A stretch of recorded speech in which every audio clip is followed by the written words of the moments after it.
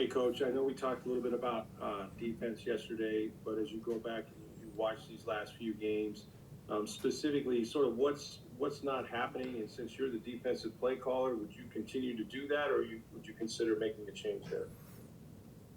What's not happening is we have about 4 or 5 plays a game where we either miss a tackle or we're not dropping where we're supposed to, and we give up a big play. And I'll continue to call plays. Thanks. Greg Allman. Todd, with the defensive problems that have kind of persisted here in these last 4 games, I know you said you don't want to change play calling. What are your? It seems like there haven't been that many personnel changes. Obviously, at halftime, you guys swapped out the corners there with Thunderbird coming out and Josh Hayes coming on. But do you look at more personnel changes, or what are the simplest ways for you to turn things around if the scheme is the same and the personnel are largely the same? We look at personnel changes every week and see what's best for us, and sometimes we can't do anything, but we're doing everything this week to try to put the guys out on the field that'll hopefully help us get better and kind of go from there. If we don't have them, we don't have them, but if we have them on the team, we'll definitely try to put them in there. Todd, the first couple weeks of the season, obviously, things have worked really well in that shared role inside linebacker next to Levante with Britt kind of in on run downs and Servassier playing more in passing downs. You've lost Dennis now, obviously. But since then, Britt's kind of been in an every down role. The fact that you haven't tried another linebacker in passing downs, does that speak to just a lack of confidence in their players? Is it the communication piece that's a big part of Britt's role on defense as well? There's probably only one that can do it, and he's got to get caught up to speed. At the time, he wasn't caught up to speed. Everybody else was more of a Mike linebacker. We're pretty much same from an athletic standpoint. So, and KJ was the smartest of the bunch. Okay, thank you. Stacey Allen. Saw that one linebacker getting up to speed. Are you talking about Kalen DeLoach there? I was talking about Vi Jones. Okay.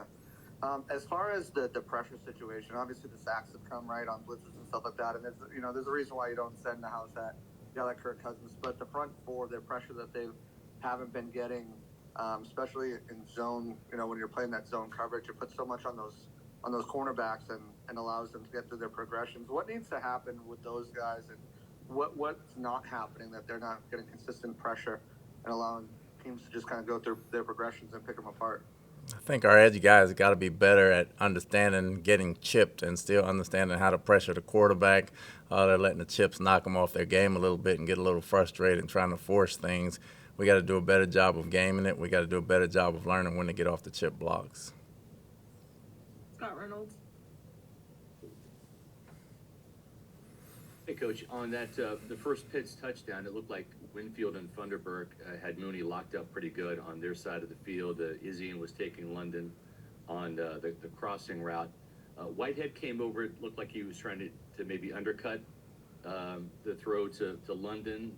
Was that what his responsibility was? Because Merriweather was left one-on-one in coverage with no safety help over the top of Pitts. No, we busted the coverage, and Merriweather fell down as well. So it was two things that happened on that play. Okay. And then if you've had a chance to watch the film of Josh Hayes, is he an option to potentially start in place of Jamel Dean while Dean's on injured reserve? Yeah, he's definitely an option. And is there an update on Tyke Smith? Do you expect him back for the Chiefs game? He's progressing. We'll see how he feels during the week. It's a little early right now. Rick Schraub. Coach Baker Mayfield has had 7 interceptions in the last 3 games. He leads the NFL with 9. He continues to say at times that, it's just a great play by Jesse Bates or whoever, but that's who you're playing, right, every week. So what does Baker have to do to give you guys a chance and not commit so many turnovers? Just understand when we're in scoring position and try not to force every ball. Sometimes it's not there. Sometimes you can make a great throw, but not force every ball and just get it to the guys that's open. Sometimes 3 points is better than a turnover. And yesterday, it seemed like you guys were running the ball very well. Obviously, the running backs were going pretty good. And, you ran the ball, I think, 15 times, first 29 plays. And then you just kind of got away from it. You were never really out of the game. Maybe at one point down a touchdown before the fake punt. But, why did you kind of get away from what was working with the ground game? Some of the things they started doing kind of got us away from it a little bit, and we started altering to some of the passing game. Okay, thanks. Greg Allman.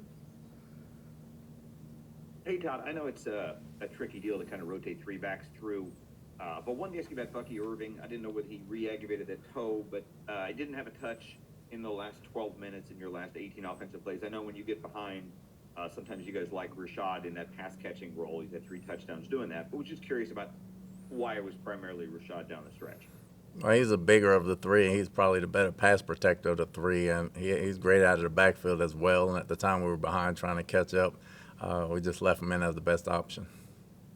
I think Tucker had 7 snaps for the game. Is that likely him kind of being the lesser third of that monster, if you will? Or is that just something where the other two were doing more for you? I think it'll change every week. You know, when we got behind, that was probably less Tucker's thing, but he's going to get more touches. He's going to get more plays and more reps. Todd, any other injuries to speak of in terms of guys that were hurt? It seemed like most of the guys that left with injury during the game were able to come back. Is there anything you're particularly concerned about for next week? Not at this time. A few guys that nicked up that came back. Hopefully they get a rest a couple of days and should be ready by Monday night. J.C. Allen. Todd, last night you said, you know, the answers are in the locker room, and it starts with the players and coaches. And how do you go about finding those answers, and then how do you go about, you know, putting those answers on tape? Well, you go back to basics. As coaches, you always go back to basics, fundamentals and technique, and you start there. You start there and you see what you did well the first couple games of the season. And you try to go back to that and see how far away you've gotten away from it as a coach and as a player, and try to get back to basics and doing things we do well. As far as practice goes, is there anything that you plan on doing maybe differently that you haven't been doing that can maybe kind of get these guys to kind of wake up on the defensive end, and you know, just your thoughts on Liam being able to put up 24 points without Mike and Chris?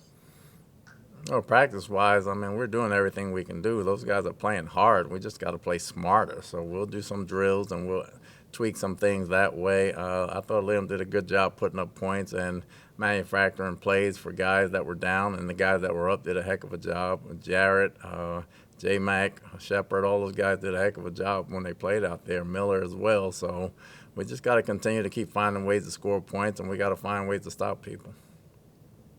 Scott Reynolds. Coach, one of the players you just mentioned, Raheem Jarrett, can you just speak a little bit more about what you saw from him on film? For him to come back off of surgery and only have practiced a week and then come in and play and make some plays like that and some tough catches says a lot about him. He's a tough kid.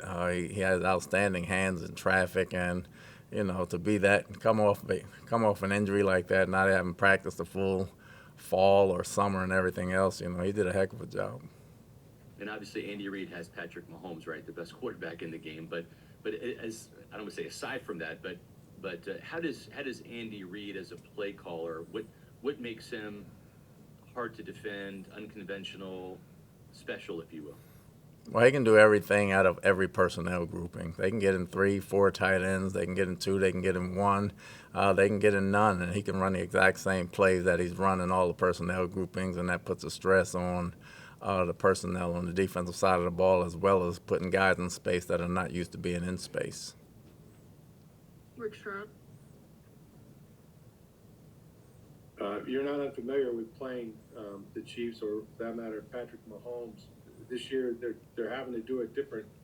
You know, Todd, they don't have the speed at outside receivers. They don't have a collection of guys. So, how are they doing it, and how different is it to defend them now than some of the teams they've had in the past? Well, they're playing great defense, number one. They have a heck of a ground game. They still got Worthy outside at speed, and I think trying to defend 3 or 4 tight ends when you're not used to that, you know, if you put small guys in, they'll line up in tight and they'll run it. If you put the big guys in, they're going to spread you out and throw it. So that makes it very difficult to defend, as well as them running the football. You know, they know how to win. They've been through it many times. They know how to win close games. They know how to win blowouts. So you're going to have to play a heck of a ball game to beat them. Thanks, Coach. Last question from J.C. Allen. Coach, it's not just their offense, their defense, as you mentioned, is playing really well. I think they're top 10 in the league in scoring, rushing yards, passing, total yards. What do you think the offense needs to be able to do to be able to move the ball on this defense, as well as, you know, you guys stopping Mahomes in the offense? We got to be able to run it some. We got to win time of possession. You know, if we can keep their offense off the field and keep ours on the field and keep time of possession and then score, I think that gives us a good chance. All right, that's all we have. Thanks, Coach. Thanks.